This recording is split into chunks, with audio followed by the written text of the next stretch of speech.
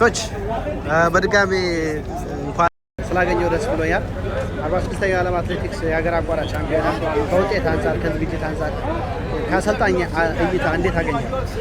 በጣም አመሰግናለሁ አንተንም ስላገኘው ከረጅም ጊዜ በኋላ ያው 46ኛ የዓለም ሀገር አቋራጭ በርግጥ በጣም አስበንበት አቅደንበት ያው ስንሰራ ነበር። የዛውኑ ያህል ውጤት በጣም ተሳክቶልናል። በጣም ቆንጆ ነው። ከረጅም ጊዜ በኋላ ያው አዲስ ነገር ያየንበት ስለሆነ በዚሁ መቀጠል አለበት። ነገር ግን ያው አንዳንድ ጉድለቶች በተለይ የቪዛ ጉዳይ ችግር ባይገጥመን ኖሮ እንደገና እንደምታውቀው 2 ኪሎ ሜትር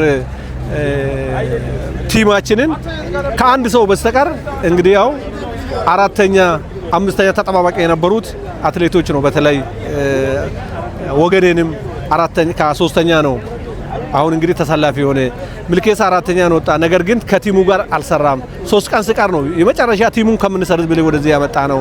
እንደዚሁ ሴቶችም ከሂሩት በስተቀር ገላን ምንም አይነት ትሬኒንግ ሳትሰራ ቪዛ ስላላት ብቻ ቲሙን ከምንሰርዝ ወደዚህ ያመጣን። ስለዚህ ከቲሙ ከአራቱ ከተሰለፉት ከአንድ ሰው በስተቀር 3ቱ እንግዲህ በኋላ ላይ የተቀየጡ ስለሆነ ይሄ ባይሆን ኖሮ ውጤታችን ይቀየር ነበር። አይታል ወጣት ሴቶችንም አሁን 3ኛና 6ኛ የወጡት ልጆች ናቸው 1 እና 2 የወጡት እና ስለዚህ ሌሎቹ አሁን 1ኛ የወጡት 4ኛ 5ኛ የወጡት ልጆች እዚህ ውስጥ ቲም ውስጥ ቢኖሩ ኖሮ ምን አለ ተአምር እናይ ነበር። አዋቂ ሴትም እንዳየው ከሆነ እኛ ከጠበቅነው በላይ ነው። እኛ እንደውም ያው በባለፉት አመታት በቲምም 2ኛ ወይም የመጀመሪያዎቹ 7 8 10 ምናምን ነበር።